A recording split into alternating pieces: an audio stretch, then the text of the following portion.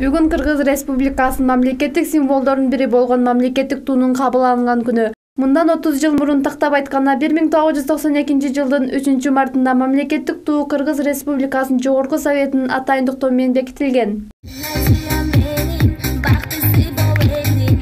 Баткен областык гимназия жатак мектебинде мамлекеттик туу күнү белгиленди. Мектеп окуучулары тарабынан чакан концерттик программа уюштурулду. Иш-чаранын негизги максаты ата-бабалардан кийинки муундарга мурас катары өткөрүлүп келе жаткан туу тууралуу маалыматтарды айтып, аны барктап жана даңазоо болуп эсептелет. Белгилүү мамлекеттик саясий ишмер Исхак Разакович 1910-жылы 25-октябрда Ленин районуна караштуу Коросоң айылда туулган. Иш-чаранын жүрүшүндө мамлекеттин түптөшүнө салым кошкон Исхак Разаковдун өмүр жолу, ишмердүүлүгү тууралуу чакан театрлаштырылган өзүндө аткарылды. Өз туусуна ээ болуп отурат. Бул биздин чоң байлыгыбыз. Туунун эң башкы өзгөчөлүгү анын кызыл түсүндө. Кызыл түс бул эрктүүлүктү, күчтүүлүктү билдирген өзгөчө түс.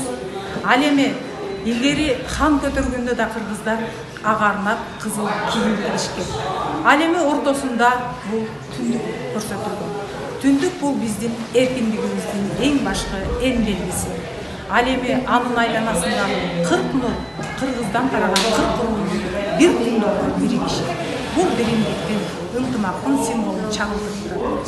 Эми баарыбыз да бүгүнкү мамлекеттик туубуздун 30 жылдыгы менен чын жүрөктөн куттуктайм. Сөзүмдү аяктап жатып, белгилүү акын Мирлан Самылкожонун «Бирик кыргыз» деген ырын айтып өткүм келип турат.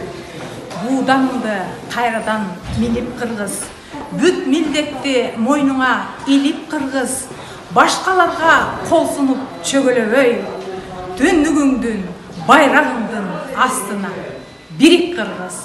Дайыма кыргыздын туусу бийикке желбирей берсин, түндүгүбүздү өйдө көтөрүп жүрө берели. Кыргыз Республикасынын мамлекеттик туусу. 9-класстын окуучусу Рахима Азиева мамлекеттик тууну дайыма бийик көтөрүп, аны барктап жана даңазалап келүү биздин милдетибиз деп эсептейт. Ошондой эле желектин маани маңызын, анын тарыхын билип жүрүү абзел. Бул биздин туубуздун бардык символдору ата-бабаларыбыздын тарыхын чагылдырып турат. Ата-бабалар биз үчүн ушундай эркиндикти, жарыктыкты, тынчтыкты алып келип, канчалаган кыйынчылыктардан өтүп, ушундай желегибизди желбиретип, бизди ушундай жакшы абалга алып келди. Белгилей кетсек, мамлекеттик туунун авторлору Жусуп Матаев, Эдил Айдарбеков, Бекбосын Жайчыбеков, Маматбек Сыдыков жана Сабыр Иптаров. Даңазалуу кыргыз эли тууну мамлекеттик өзгөчө белги катары баалап, мамлекеттин негизги белгилерин катарында сактап келген. Туулар ата-бабалардан кийинки муундарга мурас катары өткөрүлүп, ага болгон ишеним башкача болгон. Айназ Айбек кызы, Алтын бешик жаңылыктары.